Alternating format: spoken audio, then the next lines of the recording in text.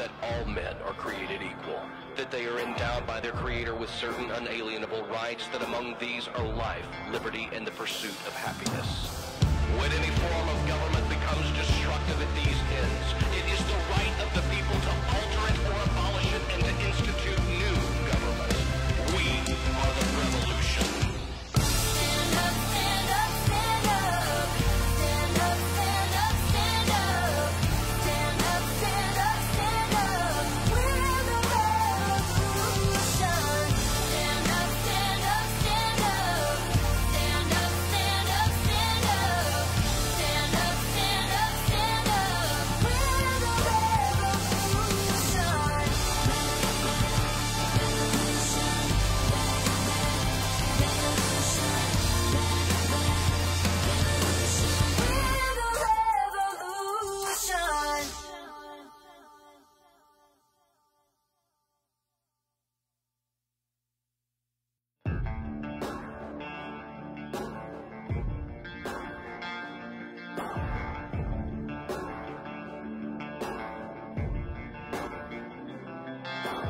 wild things that can't be tamed. Eyes through the dark and cut like a blade. Young hearts with a midnight riot, burning fire and you can't fight it. Wild things that can't be tamed. Wild things that can't be tamed. Shine a spotlight on a fading flame. Break the chains, break the bonding. Now's the time, come out of hiding. Wild beasts that can't be tamed. Calling you, calling you, calling you. We're the revolution.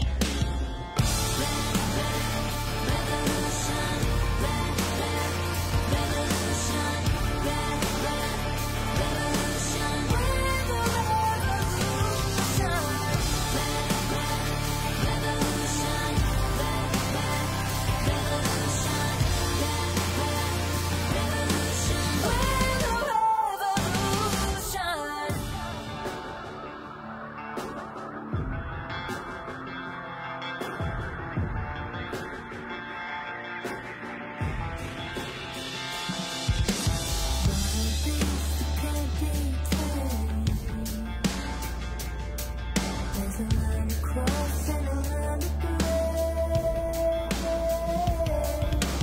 Lost and found out on the things, now down and down, not taking it. We're the wild beasts that can't be tamed.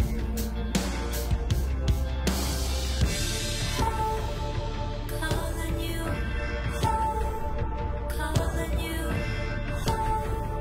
calling you. We're the revolution.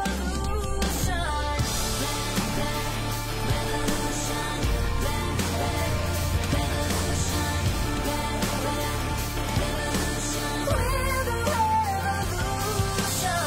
Stand up, stand up, stand up. Stand up, stand up, stand up. Stand up, stand up, stand up. We're the revolution.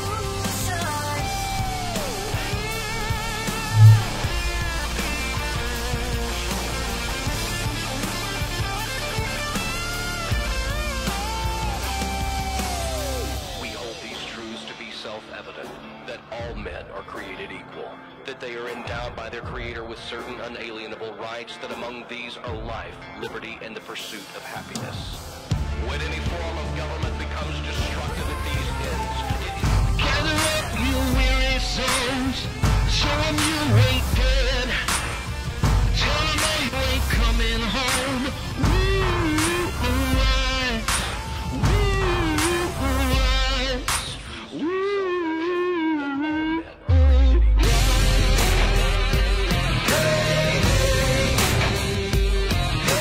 and the pursuit.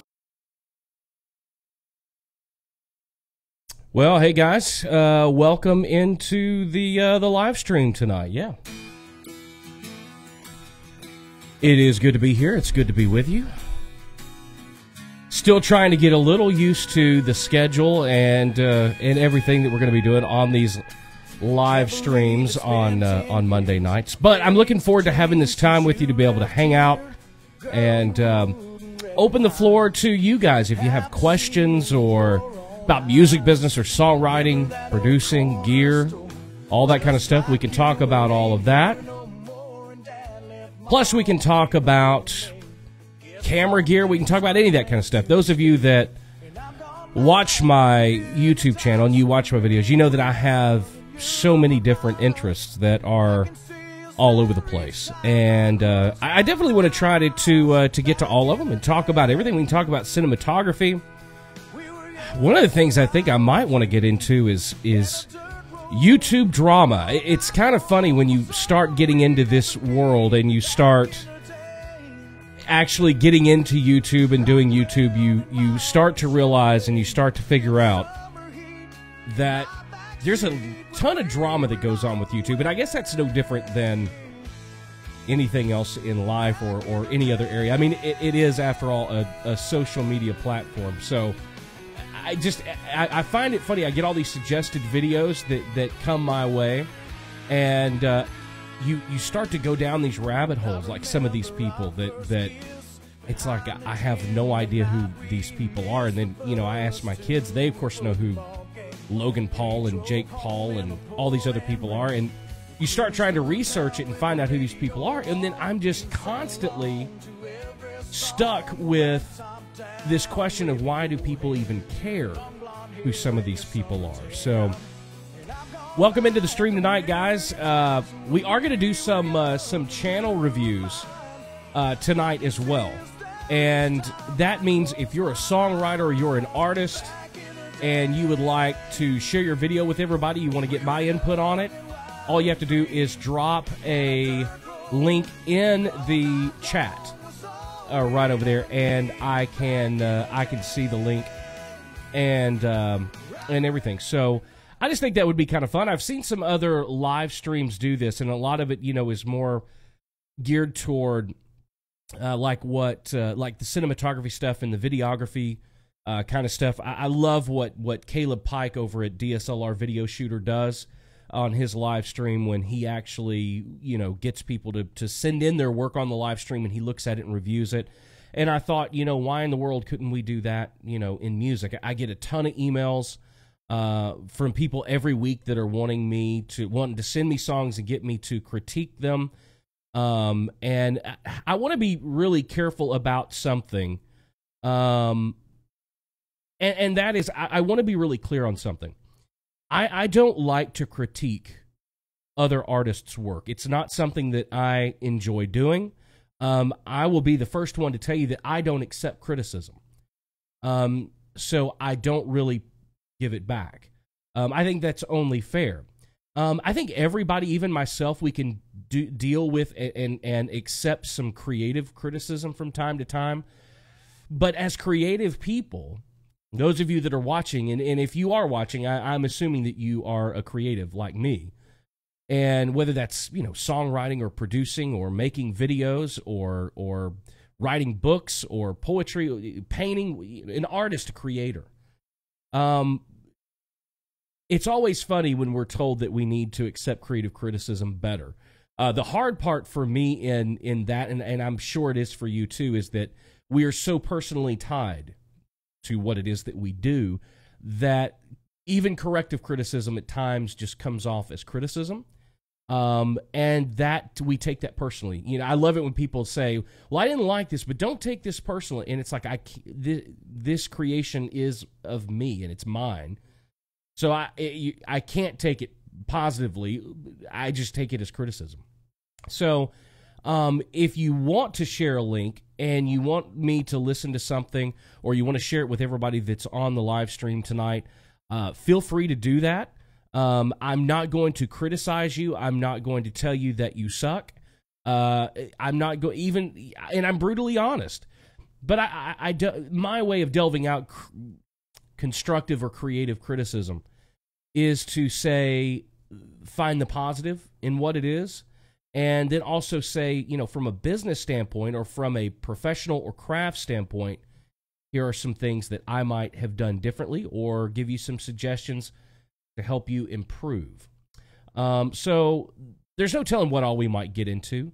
I do want to say I logged on to YouTube this morning. I had a question that was put in the comments in one of my recent videos. And as I did, it popped up a message that we hit 400 subscribers. And guys, that to me is just awesome. I mean, I know there's people out there with millions and millions of subscribers, and that's a really cool thing. Who knows? We might get there. But I just want to thank you guys for subscribing to the channel, for interacting with the videos and the content, and asking the questions and leaving comments. All that means a lot. I really enjoy making the content for the YouTube channel. I have to say that after being in this business and doing it the way that I have for over 20 years now, it gets really old just rinsing and repeating, getting up on Mondays and going in a writer's room and writing a song or producing. It's just like any other job, and you get to a point where that creative outlet is no longer enough to sustain the feeling that you have inside. So I was looking for another way, and I've always believed in giving back. I've always believed that anybody at any level who achieves any type of success, I believe that we owe it to people that are behind us to look back and go, okay, there's so many pitfalls you can fall into, and I don't want to see you do that. So that's why I started the channel. So to wake up this morning and find that we have 400 subscribers that actually give a damn about the content that I want to put out there, that I'm trying to help you guys with, means all the world. I do have goals. We are way ahead of schedule because I'm also, being a songwriter, those of you that are songwriters, we are so accustomed to hearing no all the time, and when we hear 3,000 no's before we hear a maybe, and then sometimes it feels like 10,000 no's till we hear that yes. I didn't honestly expect anybody really to care about the content that I was putting up. So for 400 of you to subscribe to the channel, thank you so much. My goal is to hit 1,000 by the end of the year. So those of you watching, share the channel. If you are a creative or a songwriter, producer, and you're coming up, if you're an independent artist, you want to know how to make a living in this business, I'm going to help you with that journey. We've got a lot of content planned that's coming up that I think is awesome. Some videos that I've got planned, also some stuff for the live stream. Like last week, we had my buddy Jacob Young, the actor, Emmy-winning actor from The Bold and the Beautiful, was on with us. He's also an amazing songwriter, singer. We met.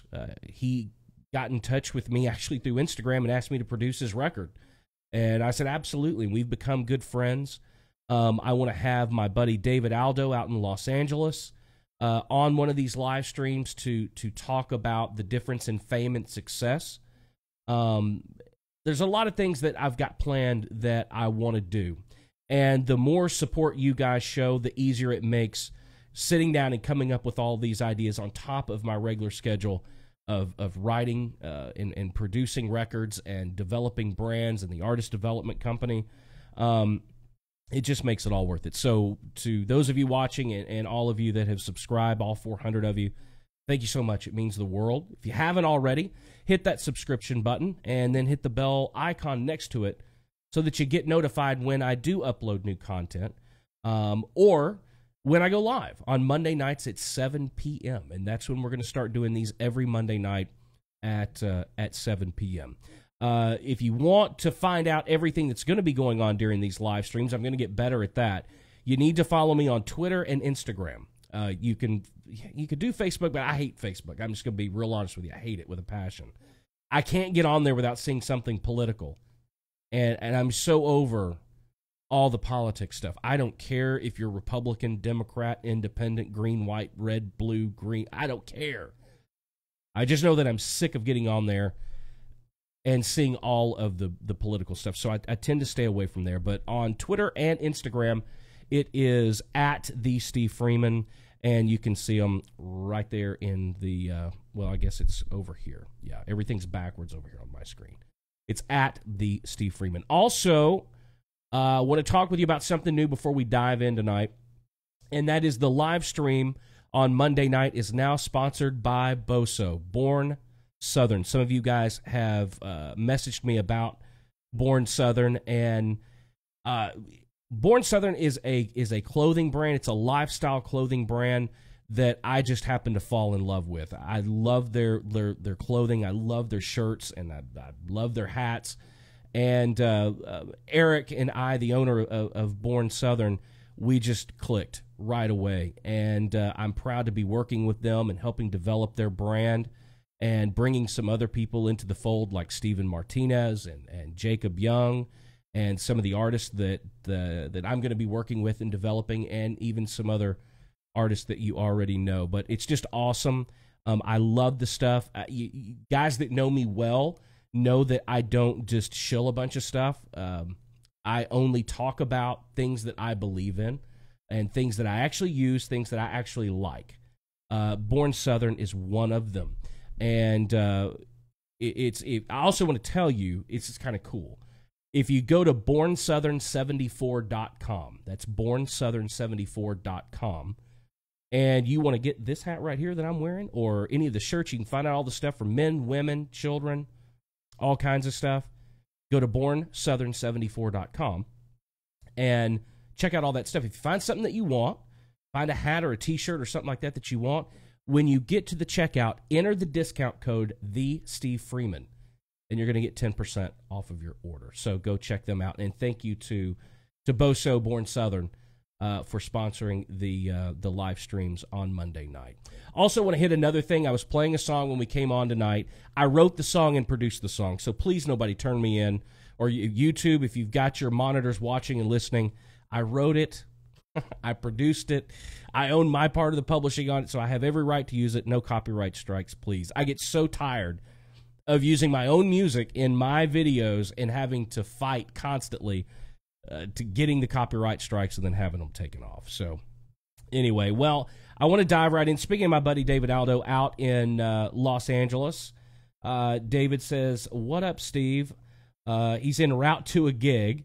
Can't stay long. Do you think our industry is oversaturated? Well, that's a really good question.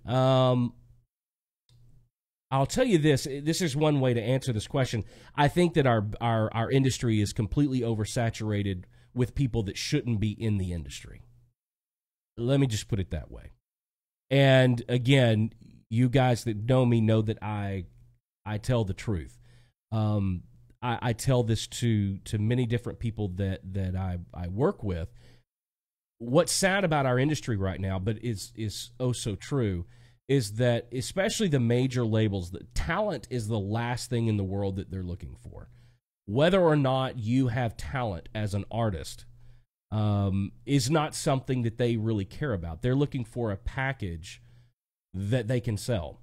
They want it to look good, they want it to feel good, and they want it to be in a shape and form factor that they can take out and that they can put in front of 12 to 17-year-old kids.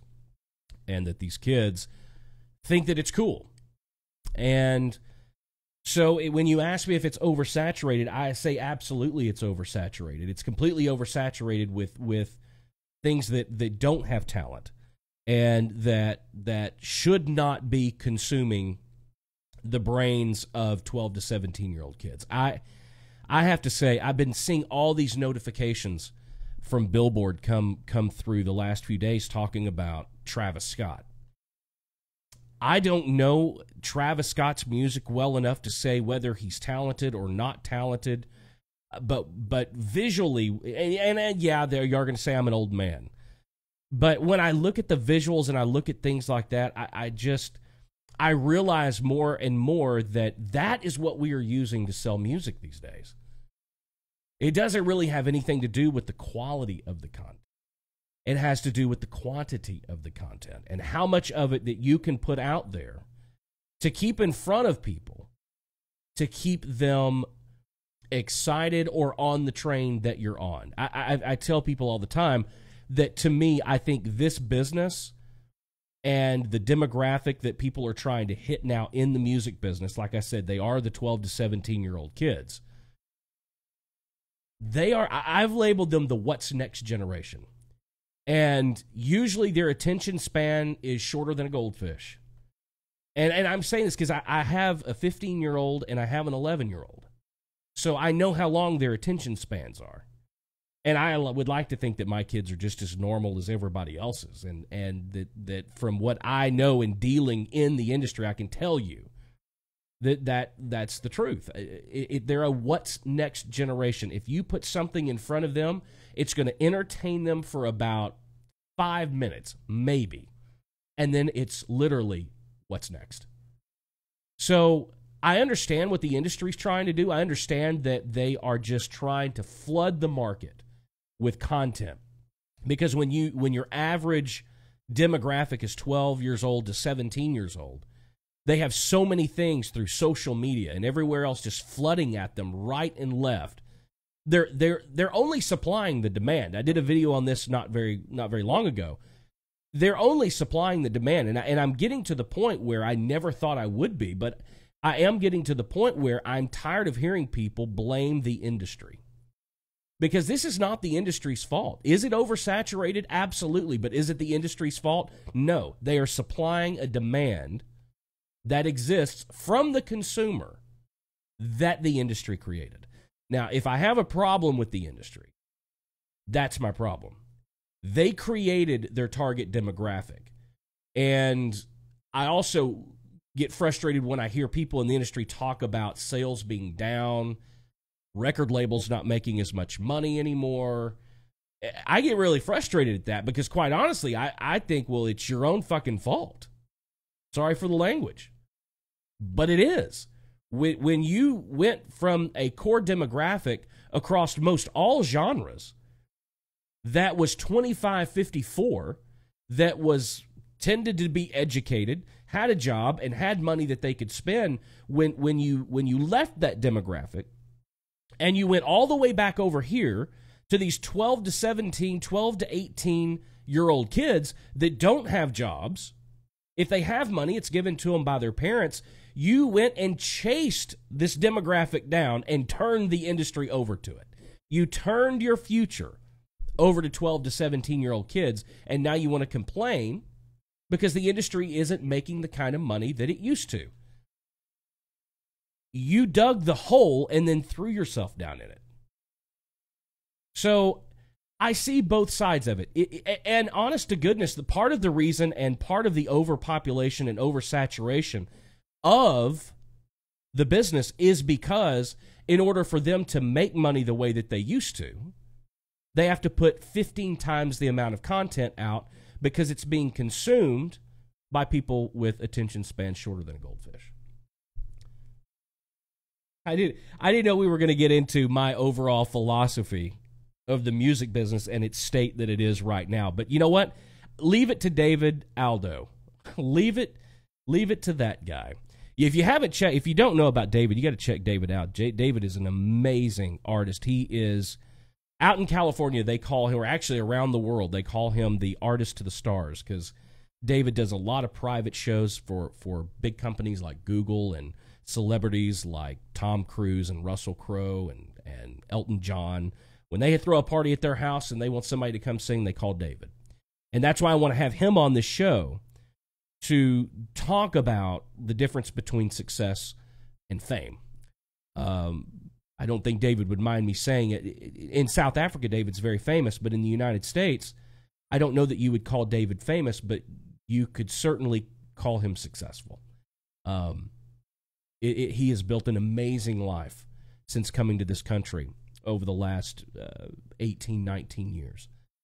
Anybody that does anything for a living that has a success barometer would say that David has taken music to a success level that very few people see. And I do want to have him on and talk about that because that is a big thing with me. If you've watched the video, you see a common theme in my videos. And that is that I do talk about the difference in success and fame. I don't work with artists that want to be famous. I work with artists that want to be successful because I believe that success is obtainable. I believe that success through hard work and goals is attainable. Fame is in nobody's hands. You can't go and buy the fame. You can't buy success either. And I was telling somebody the other day, I get these questions all the time from a lot of independent artists and from people who are like, what do I do? I don't know where I fit in, and I don't know how to do. Look, will people with money always have a leg up on you? Yes, but let me tell you something. Don't let that discourage you, because I want to make something very clear, explain something to you. Money in the music business doesn't start the fire, okay? Money in the music business is like gasoline. It's an accelerant, okay? Can it start a fire? Yeah, but it's going to evaporate and burn out very quickly. Money is an accelerant. So don't ever let the fact that you don't have a ton of money keep you from pursuing your passion, okay? I have a saying that if the music is right, the business will be there. Think about that for a second, because I live by that. And I think the better the product, it's going to find an audience. Now, do you as an artist have a responsibility to bring that audience into you? Absolutely you do. That is your job. And sometimes, yes, that does take money. I'm not going to sit here and tell you that you can not invest in yourself as an artist financially and be successful. It's going to be very difficult. But knowing that money is an accelerant, with the absence of it, it's just going to take you that much longer. But I encourage every artist, every songwriter, every creator, no matter what it is that you're creating, to not use the have or the lack of financing to keep you from what you're doing and keep you from the road that you're on. If the music is right, if the creation is right, the business will be there. You just have to keep going, and you have to keep being persistent, being consistent. That's what it takes to be successful, guys, in anything you want to do. It's very simple. You have to sacrifice, you have to be persistent, and you have to be consistent. If you can do those three things, you will find success. Most people stumble and get screwed up with the first one. Most people aren't willing to sacrifice. Or you have a misunderstanding of what the word actually means. Those of you, I've worked with people before who have played in clubs their whole life. I mean, like their whole life. And they're extremely talented. They come to Nashville and they want to work with somebody like me, or they want me to develop them or do something. They come into the relationship thinking that they've paid their dues and that they have sacrificed to get to this point. Wrong. You paid your dues on that level, and you may have sacrificed some things to be able to play at those places. But now you've stepped up to another level, and none of that matters. That's not sacrifice.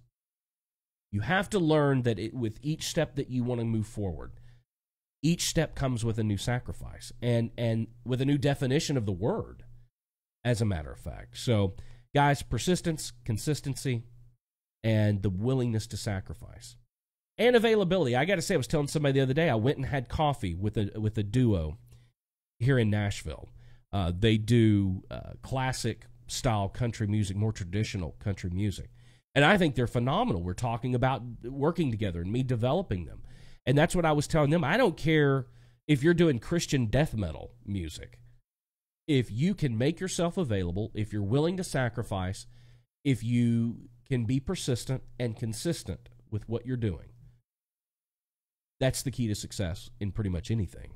And in music, I think even so much more so, because even though the demographic is skewing younger, there are more and more people in the marketplace.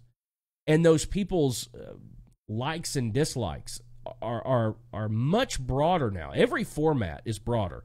Country music isn't country anymore. Pop music isn't pop music anymore.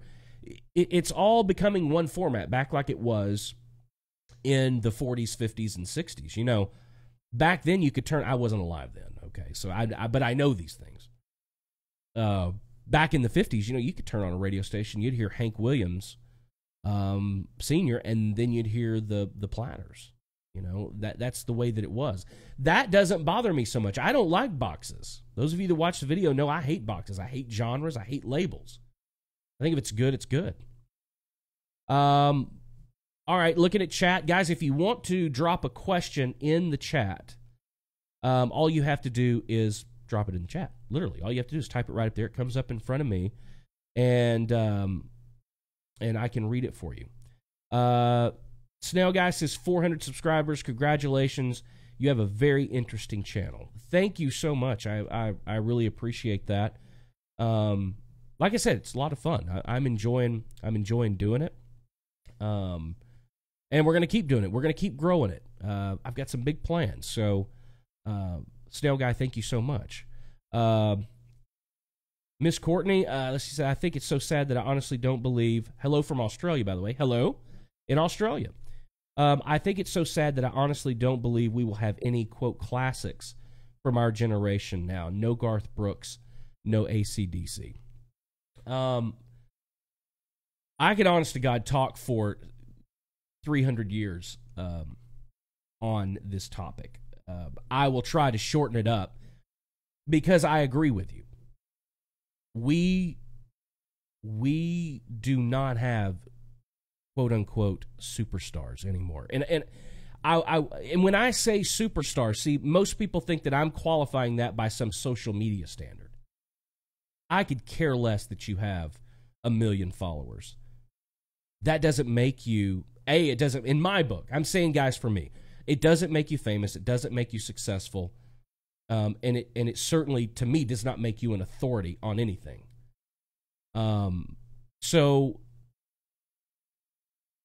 I do agree with what you're saying, but here's something I want you guys to think about, especially you young artists, you songwriters.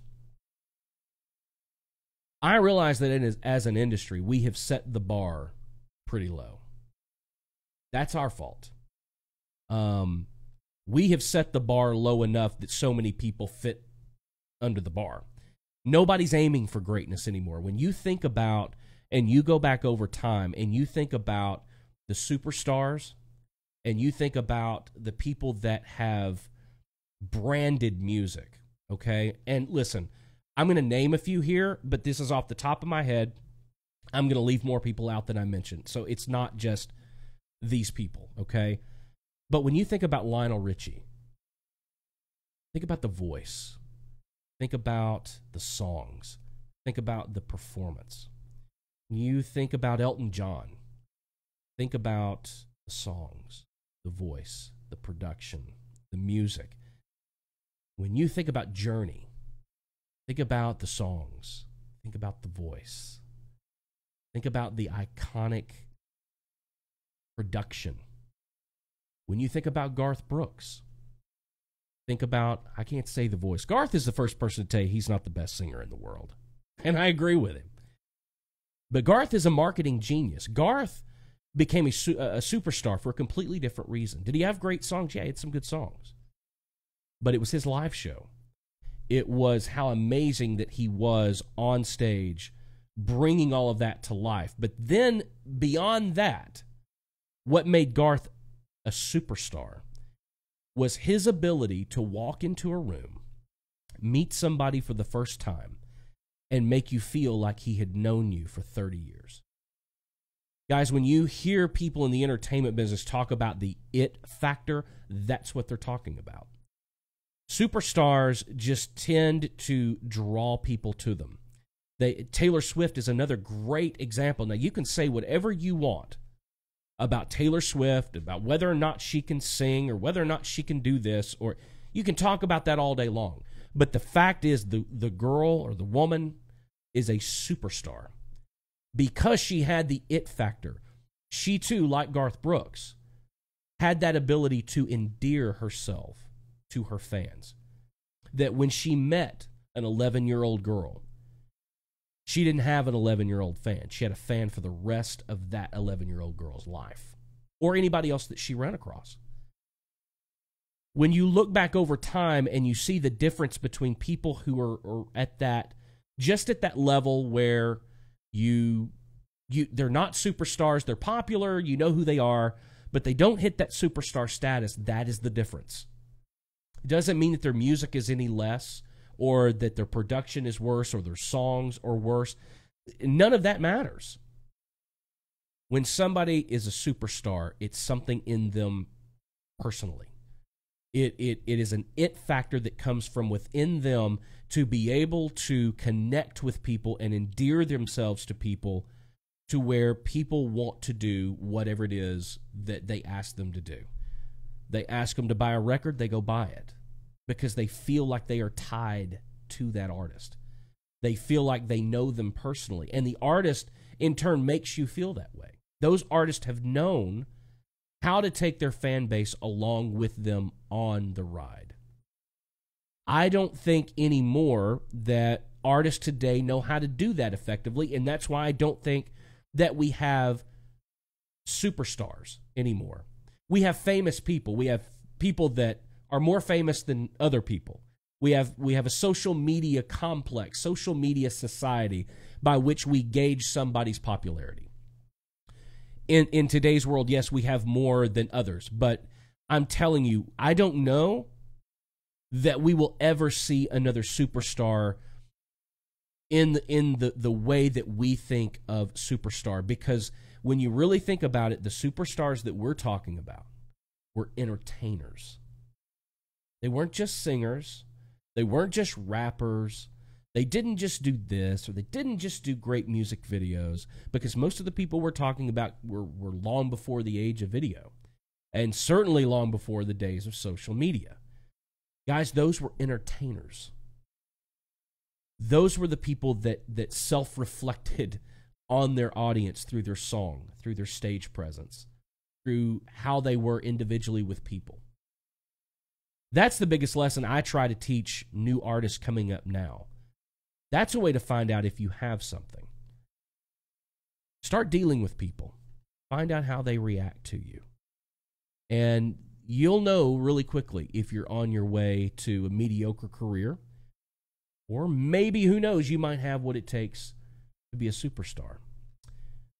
But I hope that by any standard that we do hold some of these popular artists to a little bit higher standard. And I think a lot of that is our fault. When I see more people complain about what they turn on and what they hear on the radio than they do say what they like about it. This is also one of my gripes and one of my complaints.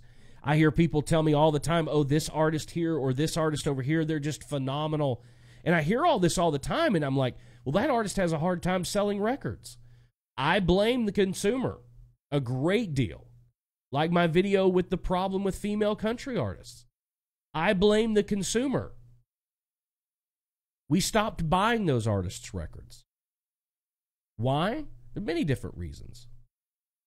Recession hit, and money got tight for a lot of families in this country. People were losing their homes. So when it came down to the one of the last priorities on the priority list, which was buying music, all that money went to the kids. So if you walked into a Target as a parent, are you going to buy the new Elton John record or the new George Strait record or the new Alan Jackson record? Or are you going to buy your kid that Taylor Swift record or Justin Bieber record that just came out? Those of you that are parents know the answer to that question. And there weren't enough of the rest of you out there buying music. You all were sitting around trying to figure out how to steal it and stream it. I could go on and on about that. But that's the truth, guys. That is the truth. All right, let's look back up at the chat and see what other questions we've got. Let's see. Buckboy, to save money, I have my demos cut off the card. I now have a couple of publishers that want to pitch my material but won't take it unless I have UMINT players. It will cost me somewhere about $500 to $700 per song to pay the difference and get the players with no guarantee for placement. Okay, Buck, I hope you're still watching. This is something right here. Number one, I don't know what publishers you're talking about, but I don't buy that. I don't buy that for a second. I've never heard of that. There are some things I'm thinking in the back of my mind as I'm thinking about how to answer it, and I want to be very, very careful how I answer this. I do almost everything that I do off the card. I still pay the players what they're supposed to make, but I don't like the union. I don't like dealing with the union. So, and that has never caused my publisher to not pitch my songs. Although I will say I pay for my own demos. So I own the masters to them. That's very important to me. The price that you're talking about there is about when I'm doing a demo for a songwriter anywhere around the world. I do it quite often. I charge $750 to do that demo, and that's fully produced, vocals, everything. And that also means that you own it 100%. I cannot imagine a songwriter taking that song they've paid for and that they own, taking that to a publisher, and a publisher saying, well, unless you went through the union, we're not going to pitch that song. I've never heard of that in 20 years of the business. I'm telling you, that's buyer beware. That does not sound like a legit publisher to me. That sounds like a bottom feeder here in Nashville that's maybe trying to want to make a little extra coin. So I don't buy into that. But be very careful about that. There are a lot of different people that will tell you a lot of different things about this business. And they will tell you that you have to do this and you have to do that. You don't have to do a damn thing. You can do it however you want to do it. So I would be very, very aware of that situation. I don't like that at all. What they're telling you now, I guess what I'd like to know is, are they telling you that they will pitch your stuff if you pay them the difference and then they will pay the union? None of that matters. Demo scale, master scale, all of that stuff that can go completely out the window. And certainly none of it has anything to do with whether or not a publisher will take your songs and pitch your songs. I'd also like to know some of the other details that they've told you about them pitching your material. I will tell you this. It is not typical for a publishing company in today's world to offer, I'm talking a reputable publishing company, and please know, Buck, I am not trying to say, because I don't know anything about your music, okay? I'm not saying that it's good, that it's bad. I don't know. What I'm going to say is a blanket statement, and please don't take this the wrong way. I don't know of a single reputable publishing company in Nashville that does business that way, that would take a songwriter that does not have or have a track record of success of writing hits and sign them to some sort of representation agreement.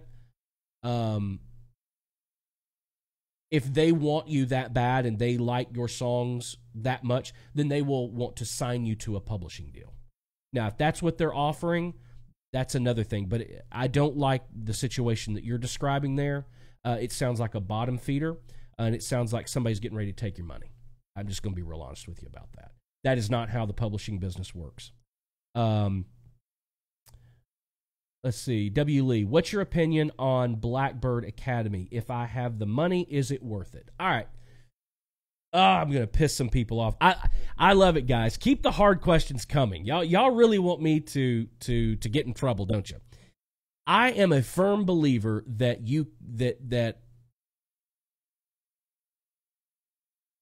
is it worth it? No. And they're going to get mad at me. I'm going to hear about this. Is it worth it? Absolutely not. If you can afford, listen carefully, if you can afford to pay the tuition to go to Blackbird or SAE or any of these other engineering schools or anything like that, if you can afford to pay that tuition, put that money in the bank, come to Nashville, and go find a good recording studio that you can intern at for as long as that money would have lasted you, that you would have paid that school. Okay?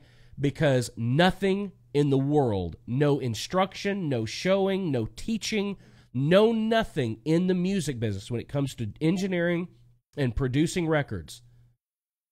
This right here is the most valuable thing you have, your ears. Okay? You're going to end up paying a lot of money for somebody to go over and tell you what a preamp is, what a compressor is, what an equalizer is, what a console looks like and what it does. You can learn that in an hour on YouTube, okay? Second of all, you want to know how I produce records? I produce records by my ears. I know it sounds good. I don't care what the VU meter's saying. Maybe I want it a little distorted without the guitar player using a distortion pedal. Maybe I want to push the preamp so far that it gives it that little crackle, and that's the sound that I want. Well, they're going to tell you in school, you back that down. To me, education in this area is useless. Just like going to frickin' Belmont for a songwriting, to get a degree in songwriting. Okay? How fucking stupid is that? Yeah, I get real passionate about this, guys. I believe that producing records and writing songs is a craft. It is a talent. You have it or you don't, and it cannot be taught to do well. Save your money. It is a waste of money. If you want to go to school to become a songwriter, you ain't a songwriter. Because nobody there is going to be able to teach you how to do it really well. They can show you a rhyming dictionary, and they can talk about pentameter, and they can talk about rhyming schemes, and you can talk about all that. But they cannot give you the life experience. And they cannot teach you the talent to turn experience into a well-crafted and well-honed song that communicates to millions of other people in a way that hasn't been said before. They can't teach you that. You have it or you don't. Now, there are a lot of different ways that if you do have that talent, that you can exercise that talent and you can get better at that talent. Spend time around people who do it the way that you want to do it. Spend time around people that write the kind of songs that you want to write. I know that's difficult as well. I know that a lot of hit songwriters around town, the new thing is now they want to charge you to write with them. I think it's asinine. I think when a writer starts charging you to write with them, I think their well's about dry.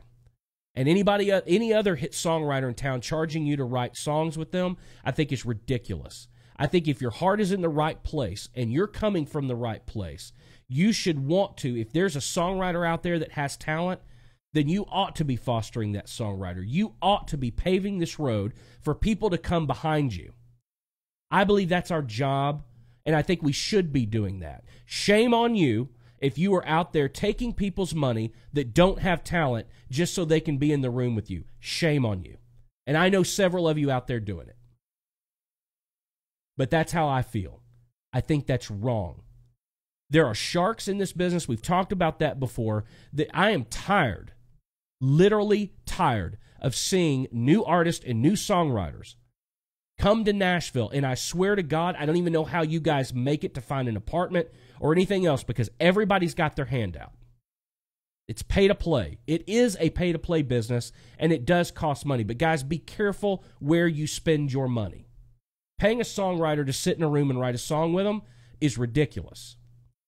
Paying a school that can't teach you what sounds good to your ears is stupid. You can learn about preamps. You can learn about compressors. You can learn about consoles, different kind of microphones. You can learn all of that on YouTube from people who are multi-platinum selling record producers like me, who have written hit songs like me. You can watch my channel.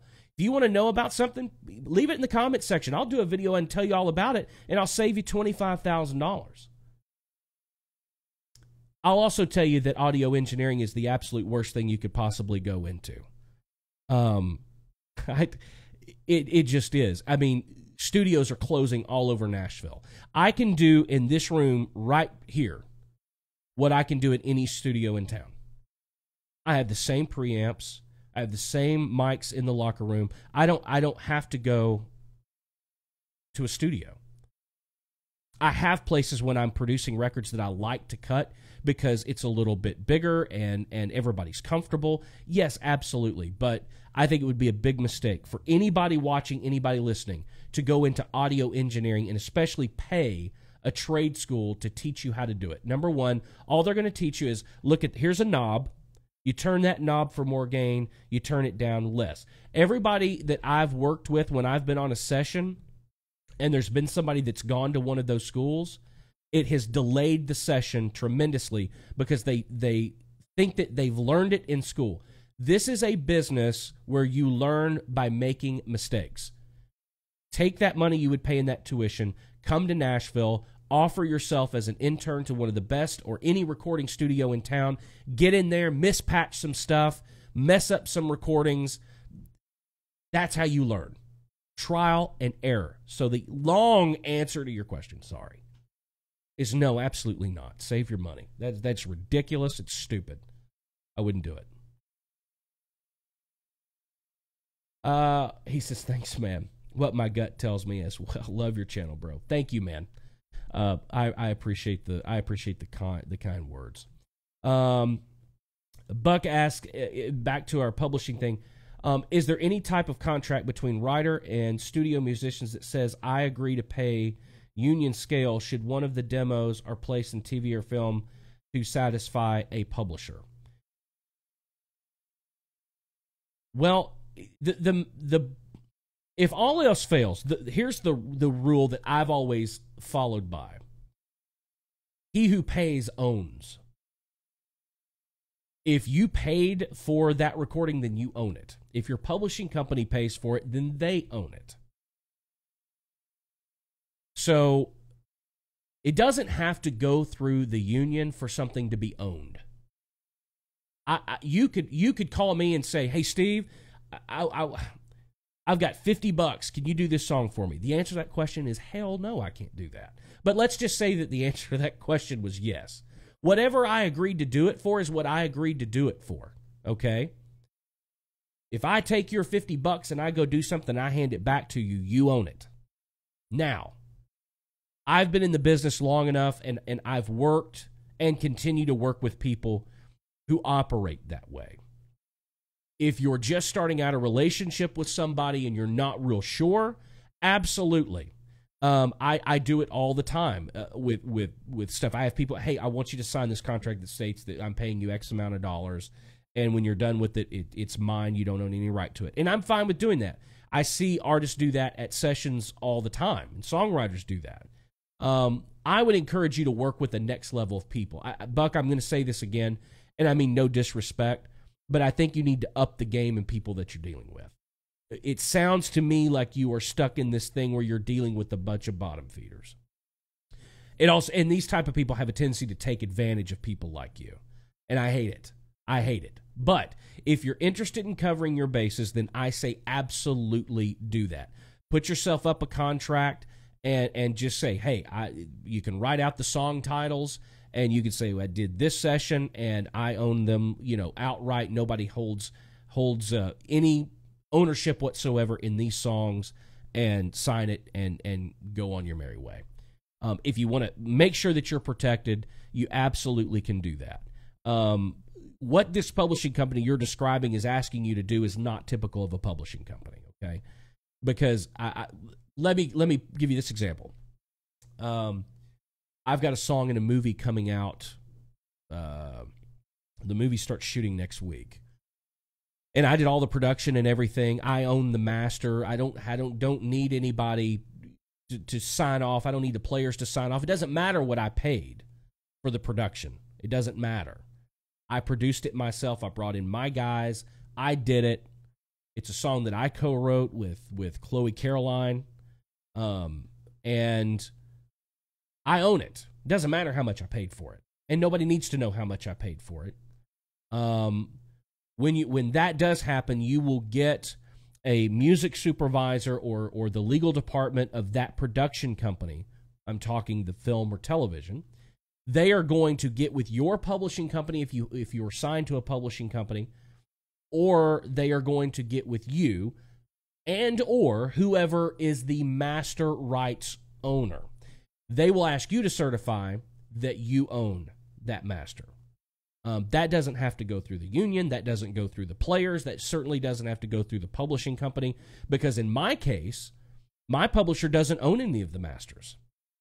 I own the masters because I paid for them. Songs and masters, completely different thing, okay?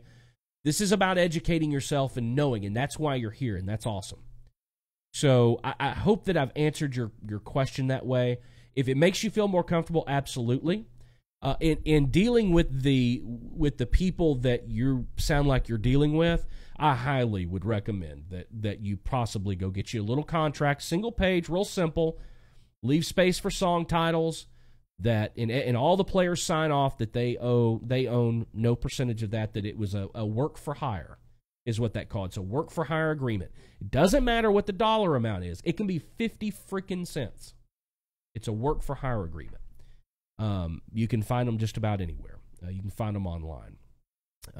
So I hope that answers your question. I'm behind on chat. Sorry, guys. I apologize for that.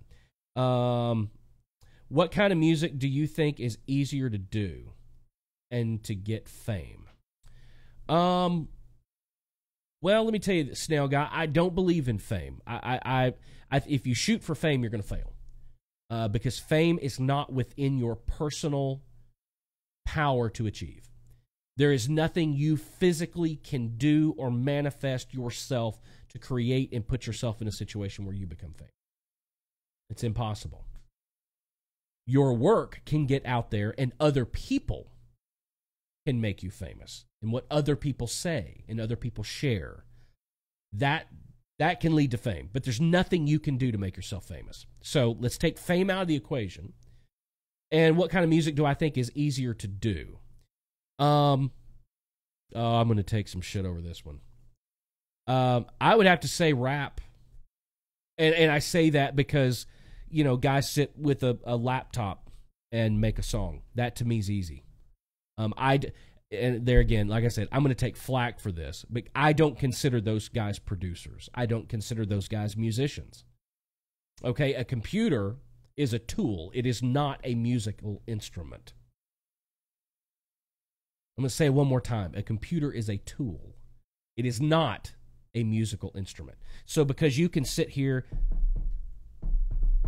and you can do that, just because you've got rhythm, and you can lock something to a grid, it doesn't make you a producer, it doesn't make you a songwriter, and it doesn't make you, in my mind, a creator.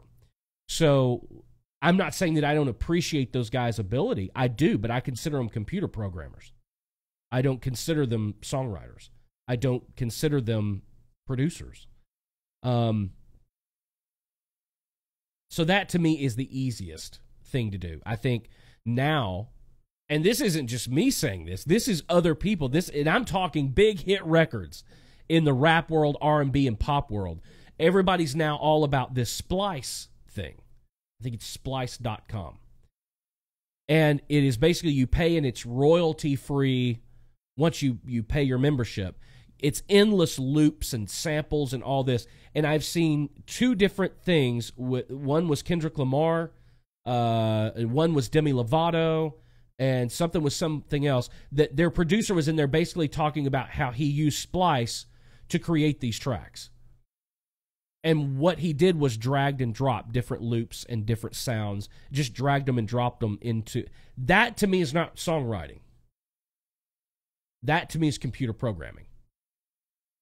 What's the difference in that and getting on something like GarageBand, going to the samples, and just dragging it down and say, hey, listen to this song I wrote. You didn't write that song. All you did was take what somebody else did and put it together. It's like a puzzle. You know, you're an expert puzzle putter together, is what you could say you did. That's all you did. You took pieces that somebody else made and cut up, and you just put them back together. That to me is not a record producer. So that to me, from a production, if you're meaning production sense, that I would say that to me is the easiest, because there's no communication with a lot of players. There's not sitting down, listening to something and figuring out, okay, how does this need to sound? How does this song need to translate? What instrumentation are you hearing? How are you hearing those parts? And how do you put 8 people in a room, 8 individuals in a room at the same time, with different personalities and different styles of playing? How do you put those 8 people in a room and come up with something amazing where they all sound together, where they all come from different walks of life, but yet that one product comes out at the end sounding like they've been playing that particular song together for 30 years? That's a producer to me. there's a video that I'm going to post. I did an interview. They allowed me to take some of the footage.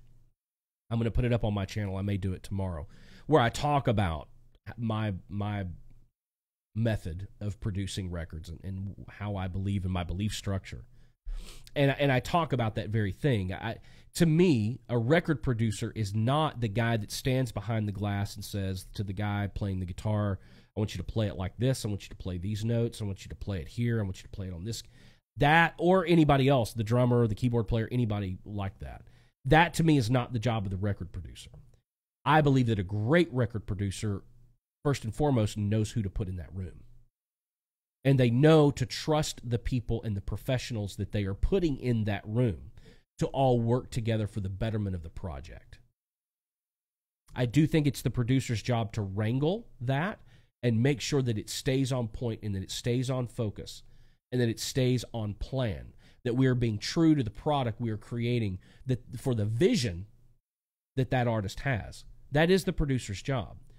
But I think you are allowing your product to suffer if, when you deal with the level of musicians that I deal with, whenever I'm doing my own songwriter demos or when I'm doing and producing records, whether it's for major label artists, independent artists, unsigned artists, it doesn't matter, because my thought process is the same for all of those. I don't have a demo mentality. When I go in the studio to cut, I'm not thinking this is a demo or this is a record.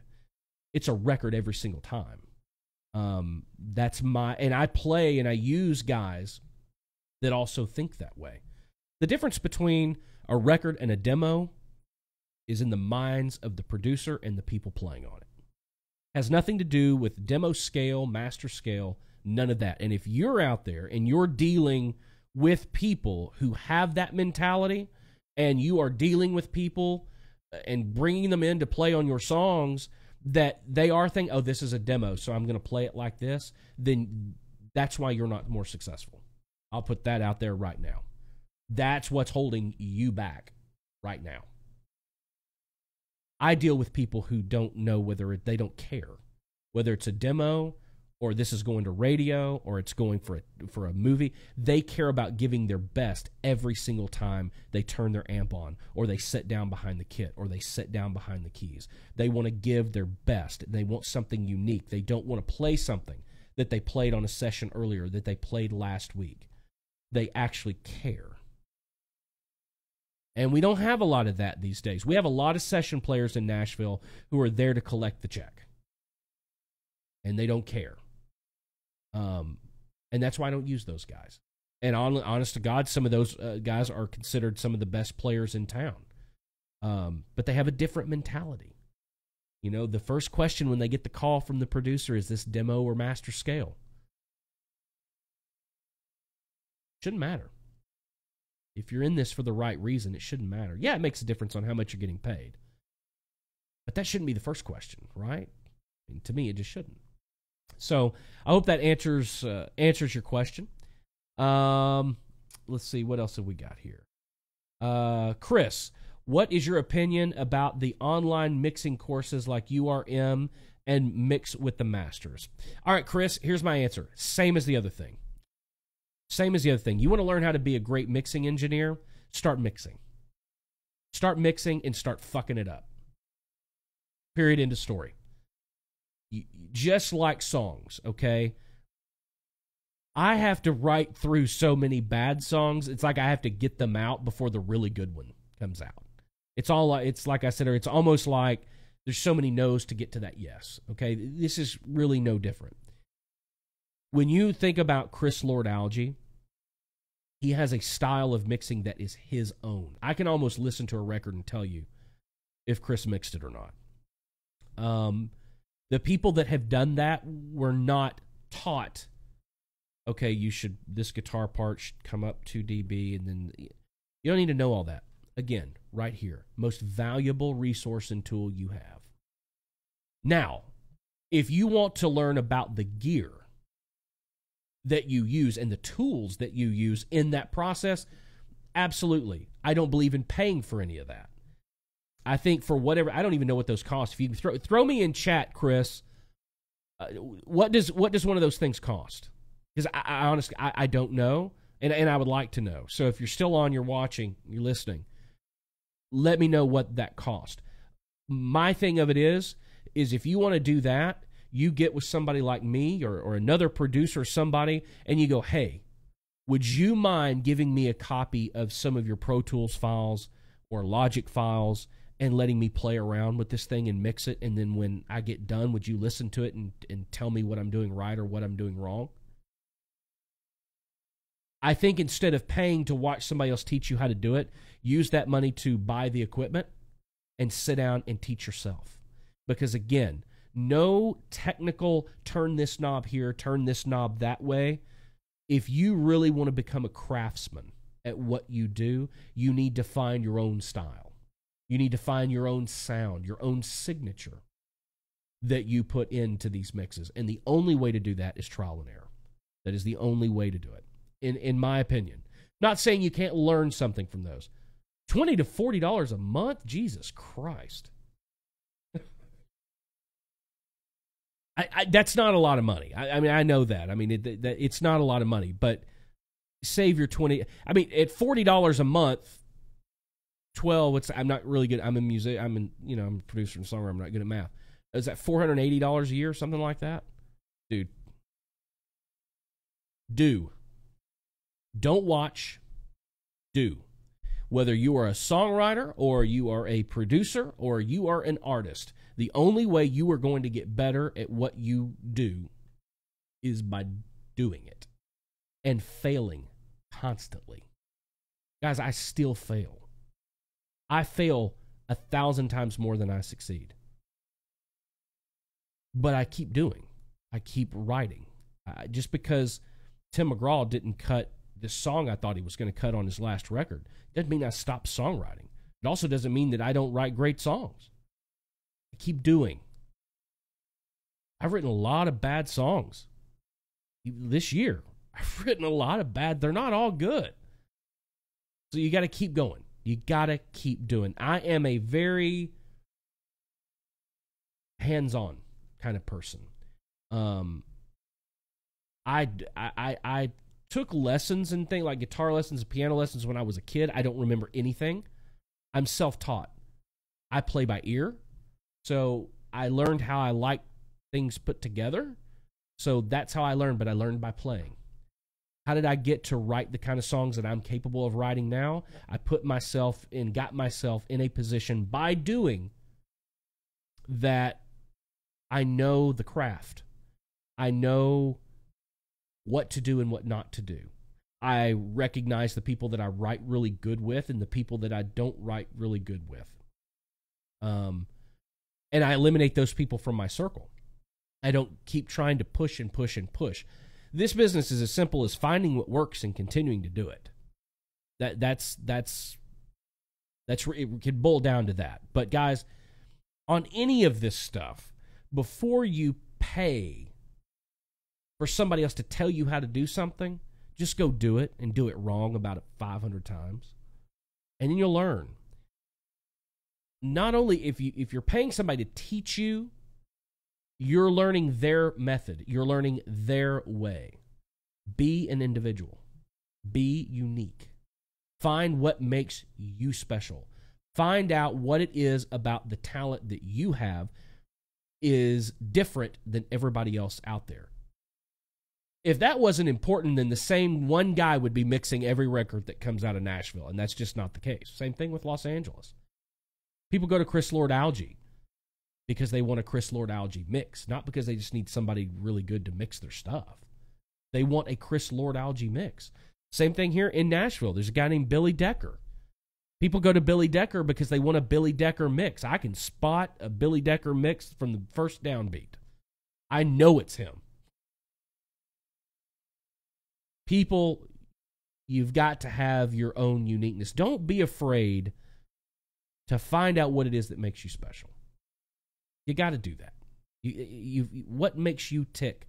What do you have to offer an already crowded marketplace? What's your niche? Where do you fit? Focus on those things. Put your time, effort, energy, passion, financial resources, and everything else that you have into finding the small imperfections that make up you. When you can find and identify those small little imperfections, those are going to be the things that make you shine. I promise you every time. I was talking to an artist, it was last week, and the whole pitch for me working with them leading up was, I'm a great songwriter, I have the look, I have the money. And I'm like, well, I can throw a rock right now and hit 35 people who have those three things. What do you struggle with? Show me what is your weakness? Because if we can't find a way to make your greatest weakness your greatest strength, you're not going to make it. So I encourage all of you guys, don't think about only the things that make you good and why you're good or why you think you're good. I know a lot of people have been surrounded by a lot of people who have told them their entire life they are great, and they aren't. You can watch American Idol and see them. You can watch The Voice and see them. These are people, and the funny thing is they have all drank the Kool-Aid. I mean, people in their hometown have drank the Kool-Aid. Mom and dad have drank the Kool-Aid, and then even worse, the artist has drank the Kool-Aid.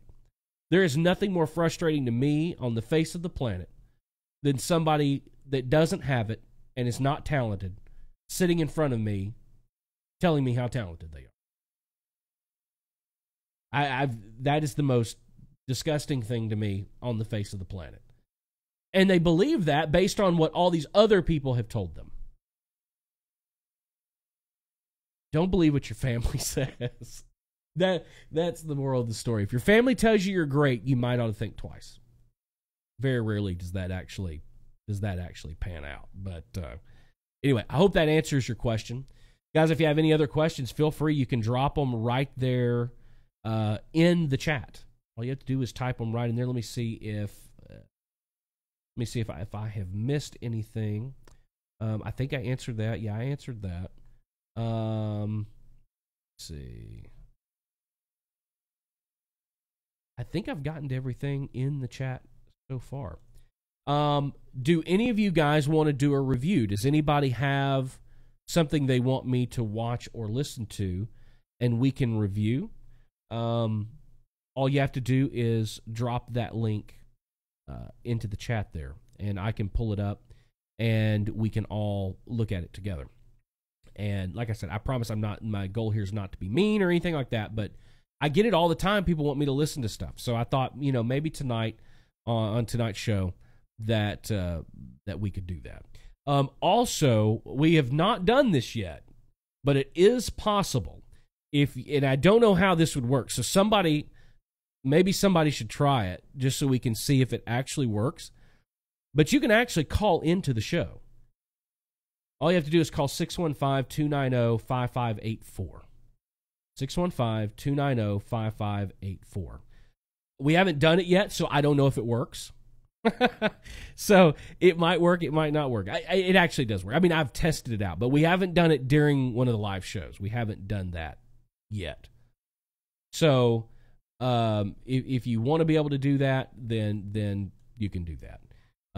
If you've got a question or you want me to comment about something or you want to check something out, then you can call into the show as well. Some of the things coming up, guys, I am attempting, I don't know that I'm going to be able to do it, but I'm attempting to start a daily upload on the channel. Whether it's something that's just kind of quick, that's what I'm trying to figure out. I'm in the process of developing this curriculum called the Art of Artist Development. And what I'm wanting with this curriculum is to be able to have a platform to allow songwriters and independent artists almost a roadmap, if you will, of things you need to avoid, things you need to do. I want to bring in some special guests that are very successful that can tell you why you should do it this way. That's one of the things that I'm working on right now. I hope to roll it out possibly at the beginning of next year. it just takes a lot of time doing the videos and things like that. I mean, I enjoy doing it, but it does take a tremendous amount of time, and I want to do it right.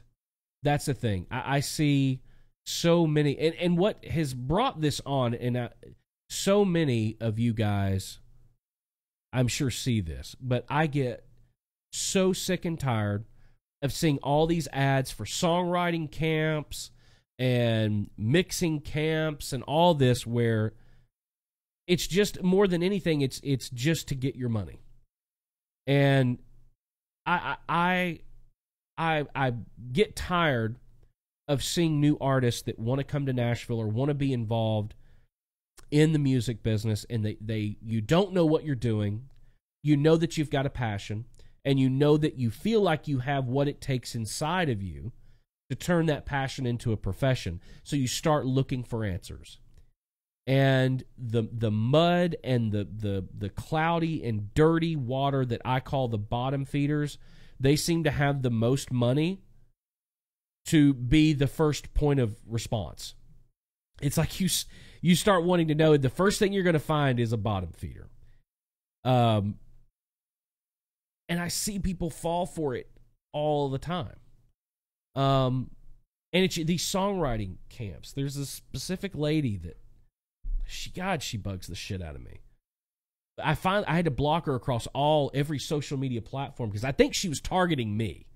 She's trying to get people that follow me to try to get to go to her camp. And the thing was like $2,500 for the weekend.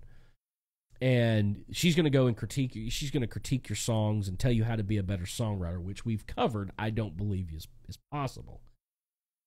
She sells these things by the testimonials from people after the class, after the weekend. I was telling an artist the other day, I said, well, it's not a surprise to me that people think they get something out of these. It's not because of what they learned while they were there. All you did was put yourself in a position where you were surrounded by people just like you that have the passion that you have, and you were feeding off one another. There was nothing that this particular person did that made it great.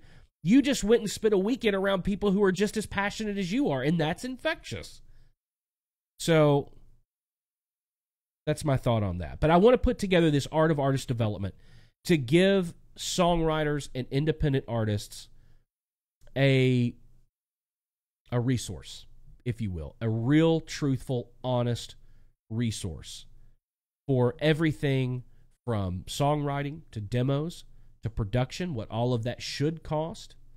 We're going to talk about touring. We're going to talk about branding. We're going to talk about all sorts of things. Everything that it takes for you to take that passion and turn it into a profession is going to be involved in the art of artist development. And you'll be seeing more about that as I roll it out. You'll be seeing more about it on my Instagram and Twitter, of course, and you can follow those at the Steve Freeman on Twitter and on Instagram. Got another question. Do you recommend this microphone, the Rode NT1? I see a lot about the NT1. I don't own an NT1. I will tell you this. I'm a huge fan of Rode microphones, though. I would say the Rode NT1 people say it's great for what it costs. That always troubles me. Let me look up. I'm going to look up something because I don't know just off the top of my head. But I will, because I want to speak about factual, and you guys can look at this with me. So how much is $349 new from B&H? Sweetwater. Some of these. I'm going to say B&H $349. The NT1A anniversary $229. I tell you what, here's what I'm going to say about that. When it comes to talking about microphones, and this is gear in general, okay? This microphone that I'm using right here is a Shure SM7B, not an SM7. There is a difference between an SM7 and an SM7B. This very microphone, not one just like it, but this very microphone right here, I have recorded over 10 top 20 records with the vocals singing through this exact same microphone. I've had 3 #1 records recorded vocals on this exact same microphone. This is a $399 microphone. This microphone also is the exact same microphone that Michael Jackson did every vocal on the Thriller album. Not this specific one right here, but a Shure SM7B. The reason that I use this microphone more than I use anything else in my mic closet, and I've got Neumann's in there, I've got everything you can possibly imagine. The reason I use this microphone is because I have found it to be the most shapeable in post. So many engineers and so many producers, they want to talk about how great this Neumann U87 sounds when it's paired with a Neve 1073 and an 1176 or a Tube Tech compressor. And that vocal chain sounds amazing. And it does. And then it goes to mix. And then we're putting plugins on it, and we're putting delays on it, and you're never actually hearing the sound of the microphone. Now, 50 years ago, we did. 60 years ago, when Frank Sinatra would stand behind that microphone and sing, the end product you are hearing that vocal chain. You're hearing it come from his mouth into that microphone, through that cable, to that preamp, to that compressor, to tape. Today, everything is digital, and digital is digital is digital is digital, okay?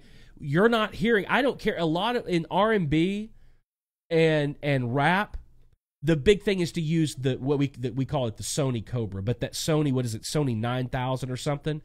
It's like a $15,000 microphone, and it's like, you got to use this. You have never, nobody watching this has ever heard the sound of that microphone, ever, because it's been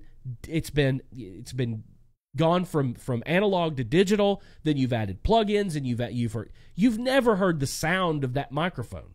Don't be fooled by the high price of stuff, people. Now, I will tell you, I have my favorites. I'm a Neve guy.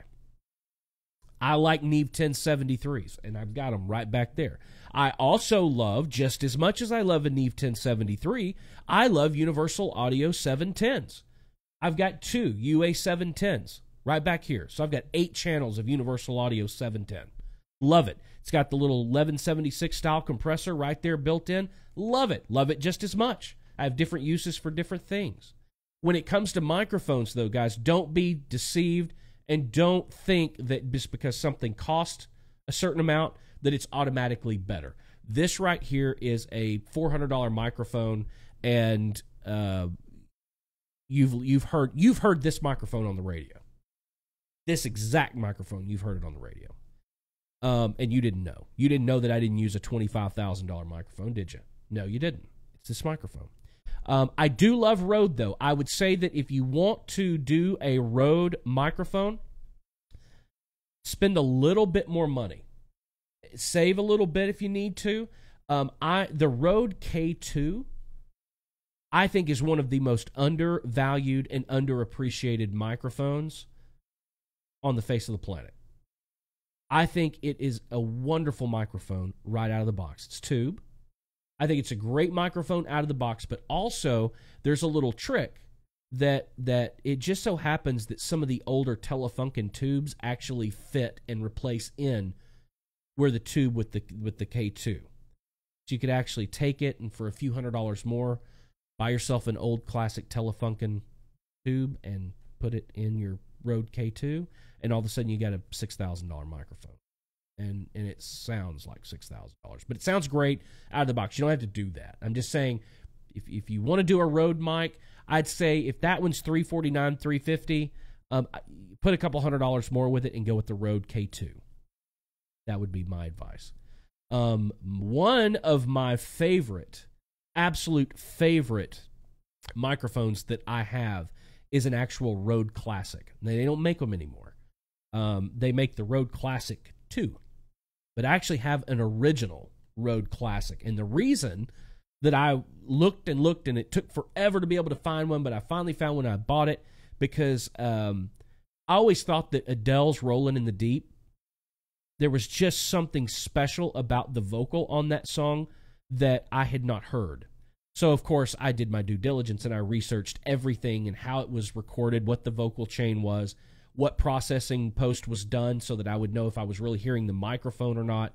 And I found out that she did the vocals for 4 or 5 of songs on that album with this Rode Classic microphone. So I went and bought it. And it took me a long time to find one, but I finally found one. And it is a great microphone, an absolutely amazing microphone. It's called a Rode Classic. Let's see. Any other questions? W. Lee. So I live in South Carolina. How should I go about finding potential publishers? I'm assuming you meant not going to move up, and I'm not going to up and move to Nashville until I need to. Do I need to be there to get a deal? I write country soul. I love that description. I like country soul. There are 2 ways of thinking about this, W. Lee. There is the school of thought that you must be present to win. I don't know that I necessarily buy into that, and this isn't a raffle. This is the music business. There is something to be said for being present to win. But I don't think that necessarily being present has to mean that you have to be in Nashville. I did a video. Check it out. The title, I'm almost positive. Let me see here. I think the title of it is Don't Come to Nashville. So maybe check out that video. But here's my thing. And I'm going to go back to talking about something I was telling Buck about. It is all about the people that you surround yourself with. If you are stuck dealing with that buffer of people that you just can't seem to get through, yeah, you got to be here. But when you're using professional people to demo your songs, make sure that they sound current, make sure that they sound like what the labels are wanting to cut today, which, guys, side note, guitar vocals ain't going to cut it. Piano vocals ain't going to cut it. You guys, you need to understand in this world of publishing, when your publisher, the creative director or the song plugger, whoever it is that's working for your publishing company that takes these songs and pitches them, you have to understand that 90% of the time they are taking them and pitching them to an A&R staff that just graduated Belmont 3 months ago, and they hate country music. Okay? So you have to form and frame your songs from a production standpoint in a way that feels comfortable to that A&R rep for them to even move it farther up the chain. You may not like bro country, but I'm telling you, the people in charge of choosing what songs are going on what records and who's going to cut what, they do. It doesn't matter what you like. It matters what they like. So I encourage you as songwriters, even though it may not be your style and it may not be the thing you like the most, if you want Keith Urban to cut this amazing song that you wrote, then you better pay to have it demoed in a way and cut in a way that it sounds like all it's missing is Keith Urban's vocal. Unless you are a hit songwriter that has a track record of success and multiple hits to where you can afford to cut a guitar vocal on something and email it directly over to Keith Urban, then you need to package your songs in a way that you want them best represented, so that you can chase the. And I'll tell you from the side that the question that you're asking is to find a publisher that would be interested in signing you to a publishing deal. First of all, you need to make sure that you have. I can't even say good or great songs. Make sure that you, because half of what's on the radio is not great. Artists stop cutting great songs. So I'm not going to tell you to make sure your songs are great. Make sure your songs are packaged in a way that is deliverable and recognizable to the people you're pitching them to. When people say it sounds like a hit, nobody's talking about the lyrics. Nobody's talking about what you're saying or that whether or not what you're saying makes sense. Talking about the production.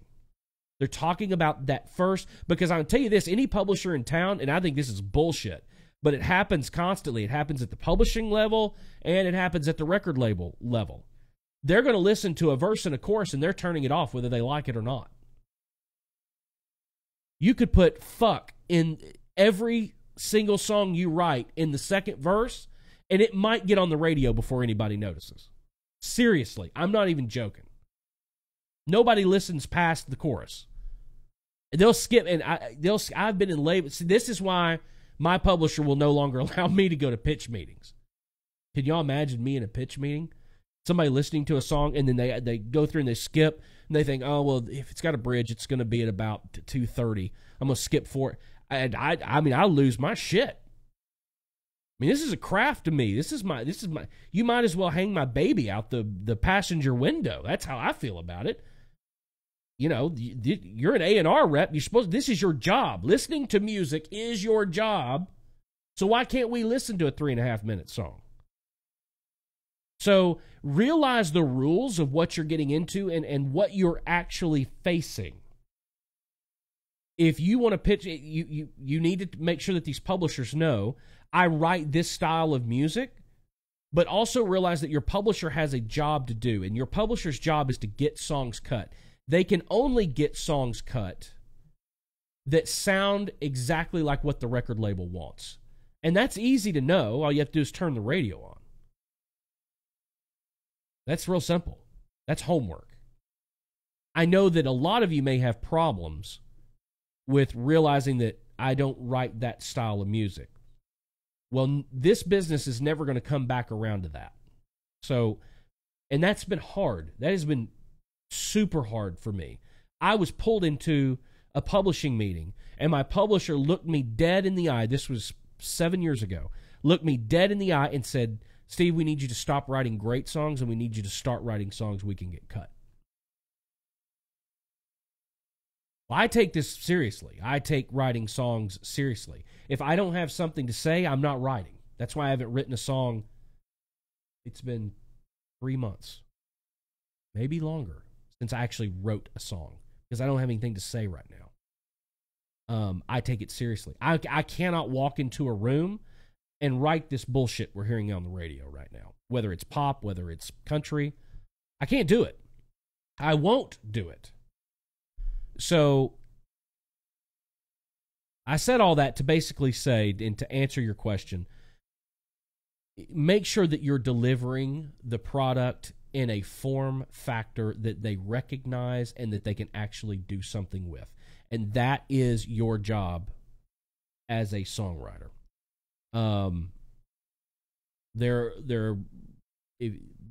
Very rarely does it happen when somebody that doesn't live in Nashville, that does not have a track record of having at least one hit record, very rarely does somebody ever send a CD into a publishing company and they get a call back and go, we love your stuff, we'd love to sign you.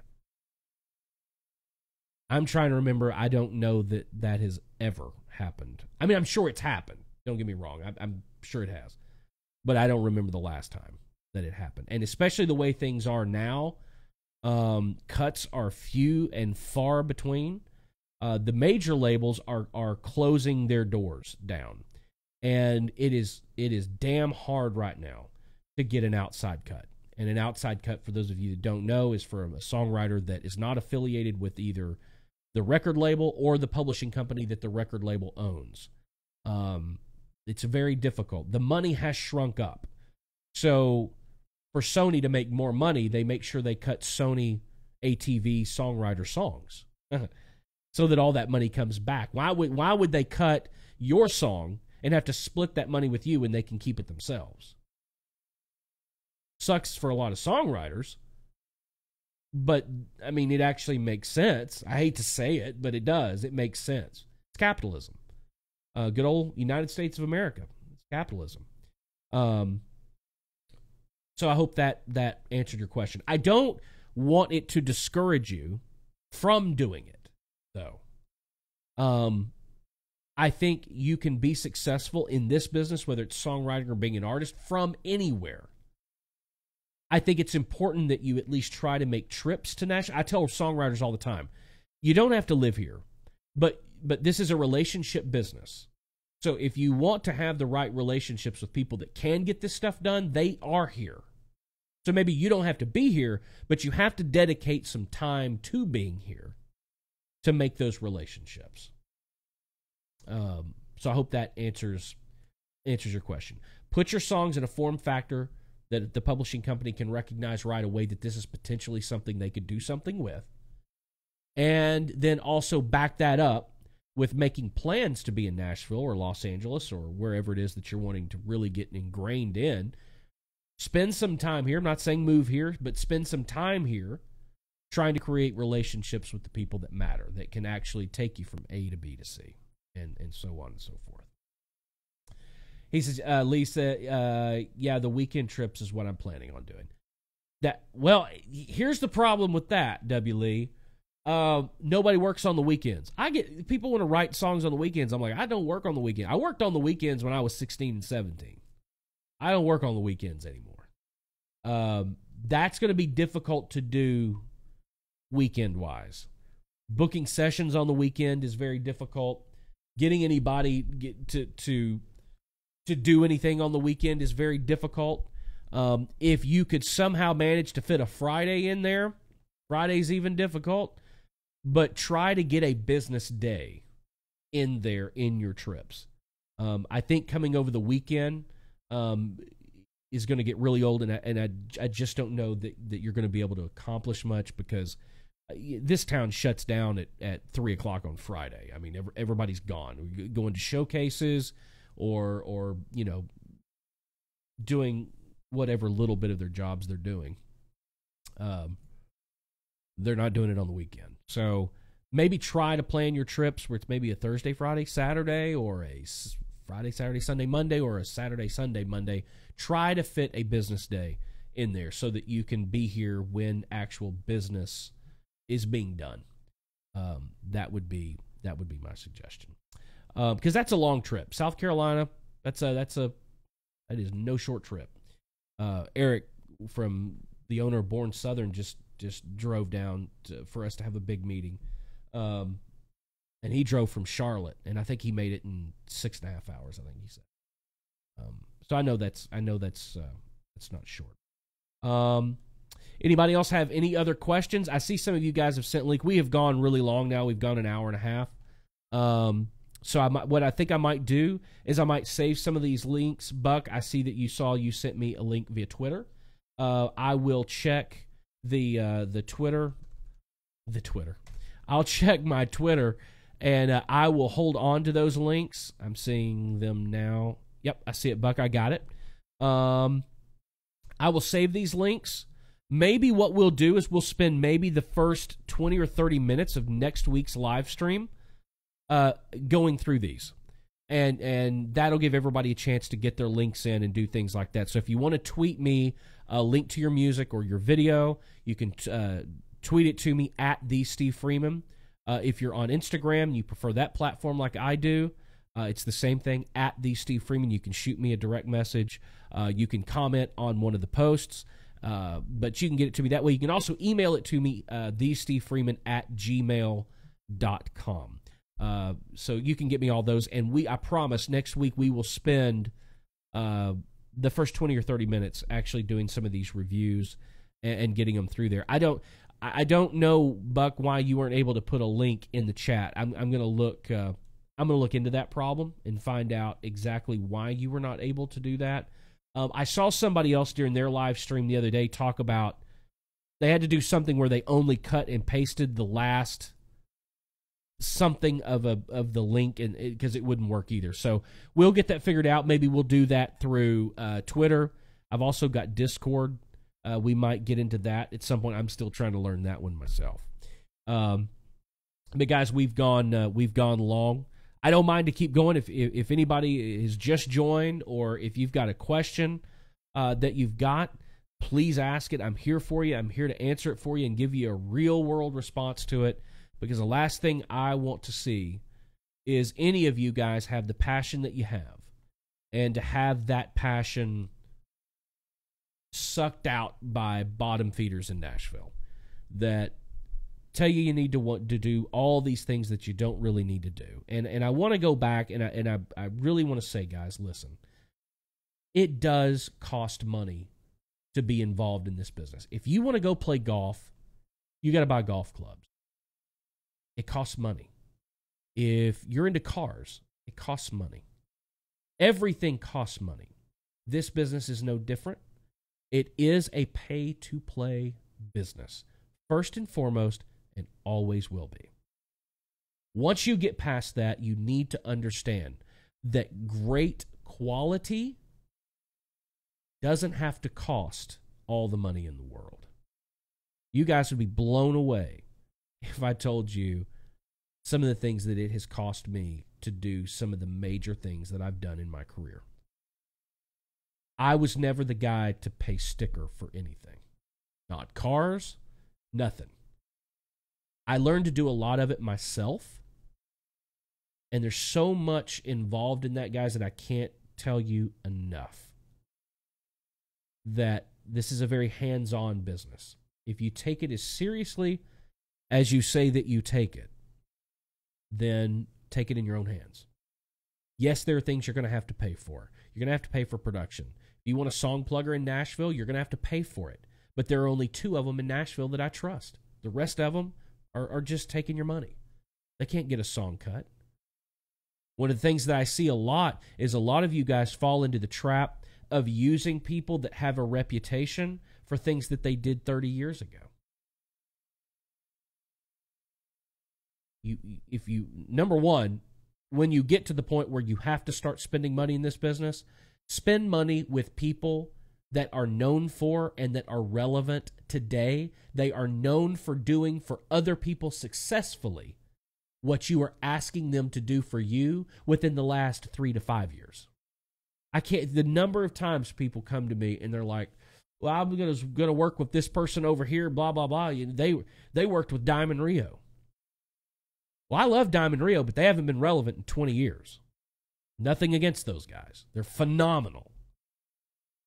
But a guy that worked with Diamond Rio 25 years ago, unless he's done something in the last 1 to 5 years, how relevant is he? How relevant can he help you? So be careful about that. Make sure you're working with people that are relevant. And make sure you're working with people who can do for you what they've done for other people. Or at least try. Anybody that gives you a guarantee in this business, that's your first sign right there. Anybody selling fame, anybody that blows too much smoke up your ass, that's where I think, Buck, that's where I think what's going on with you right now. I think you've got a bottom feeder publishing company that's blowing smoke up your ass, and there's a price tag attached to it somewhere. They're going to keep talking to you, and this is going to go back and forth and back, and then there's going to be, we're ready to do this thing, all you got to do is pay us $12,000 or whatever it is. It could be $1 and it's too much money. That's where I think this is going. You got to be wary of those kind of situations. But I do not see anybody else with a comment coming in. Guys, I think we'll end it here. I want to thank you guys again so much for stopping by. I am really excited about what I think these live streams on Monday are going to get into. And I think we're just going to build more and more and more. I'm going to need your guys' help to do it, though. Share the link for the live video. Share the link to the YouTube channel with the songwriters that you know and the independent artists that you know. And we can become a great resource for everybody. So just share it, and we'll build this thing up. I've got some amazing things planned, some amazing guests that are going to be coming on the show. And we'll get everything worked out where you can call in. We'll have the links, things all set up, and it's going to be a lot of fun. Guys, we hit 400 subscribers today. I think that's awesome. I've got friends that have 5 million, and that's great too. We'll get there. But we're going to do it the right way. We're going to do it with the right content. And we're going to do it with truthfulness and reality and a real approach to the music business and everything else that I have a passion for. Guys, thank you so much for your support. I can't thank you enough. Thank you to Born Southern for sponsoring the new Monday night live streams, SF Live. Guys, if you like this hat, do I have another one? No, I don't have another one in here. They're all in there. Love their t-shirts, love their hats. It's a lifestyle brand. I love it. BornSouthern74.com. Go there, enter discount code TheSteveFreeman. You're going to get 10% off of your order. Love those guys. Everybody was born south of somewhere. Born Southern. Go check them out. BornSouthern74.com. Guys, don't forget to give me a follow on Instagram if you don't stay up to date with what's going on. A lot of behind-the-scenes stuff when I'm in the studio or writing. It's all on there, at the Steve Freeman. Same thing on Twitter. I've not liked Twitter for a number of years, but I'm trying to get into it and diversify just a little bit. So I haven't done the Snapchat thing. I have not gone that far down the social media rabbit hole that I do Snapchat. I don't do that. I'm a big Instagram guy. That's where I put all of my attention, but I'm going to start. Also, by the way, Young Damon, yes, I did get your link for your video, and we will do that in the first 20, 30 minutes of next week. Thank you so much for tweeting me that link. We will do that for sure. But guys, again, thank you so much for joining the live stream. I hope you go out, and I hope you have an amazing week. Guys, if it is to be, it's up to me. If you're willing to sacrifice, if you're willing to be persistent, and you're willing to be consistent, there's nothing standing between you and success in anything you want to do in life. Okay? So keep being creative. Keep pushing the boundaries, and there's nothing wrong with being independent. Guys, see you next week.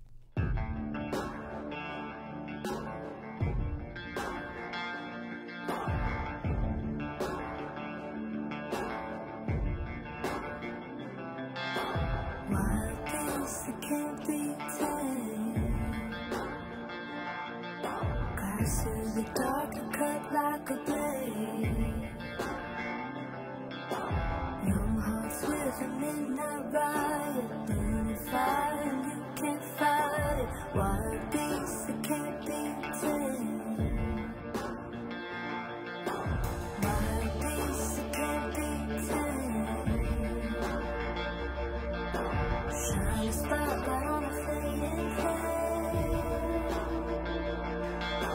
Break the chains, break the binding. Now's the time, come out of hiding. Wild beasts that can't be